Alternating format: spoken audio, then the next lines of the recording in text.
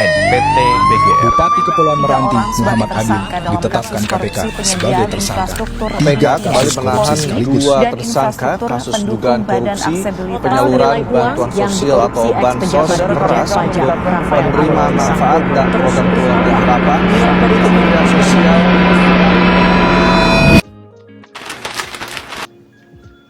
Assalamualaikum warahmatullahi wabarakatuh.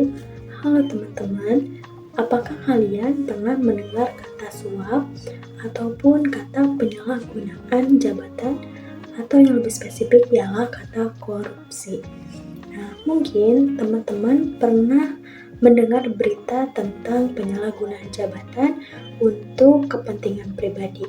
Nah, pada kali ini saya akan membahas salah satu bentuk patologi sosial yang sangat merugikan masyarakat. Korupsi berasal dari bahasa Latin yaitu corrupti, yang berarti rusak atau hancur. Secara umum, korupsi adalah penyalahgunaan kekuasaan untuk mendapatkan keuntungan pribadi dengan cara yang tidak sah. Bentuk-bentuk korupsi bukan hanya suap saja, tetapi banyak seperti penyalahgunaan jabatan, penggelapan uang, nepotisme, dan juga pemerasan.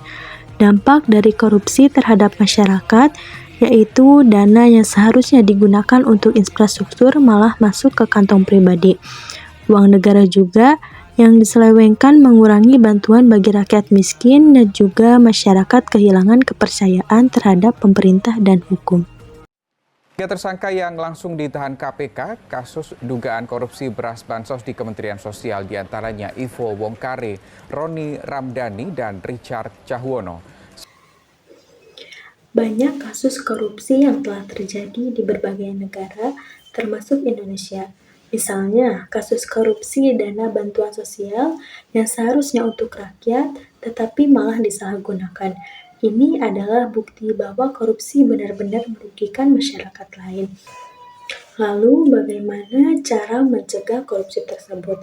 Yang pertama yaitu menanamkan nilai kejujuran sejak dini. Kejujuran adalah kunci utama untuk mencegah korupsi.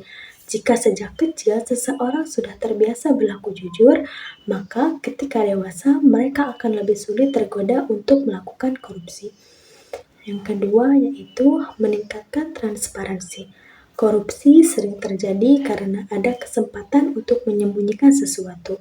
Jika semua proses keuangan dan kebijakan dibuat terbuka, maka akan lebih sulit lagi seseorang untuk melakukan korupsi. Dan yang paling utama yaitu berani melaporkan. Jika melihat atau mengetahui ada tindakan korupsi, kita tidak boleh diam saja.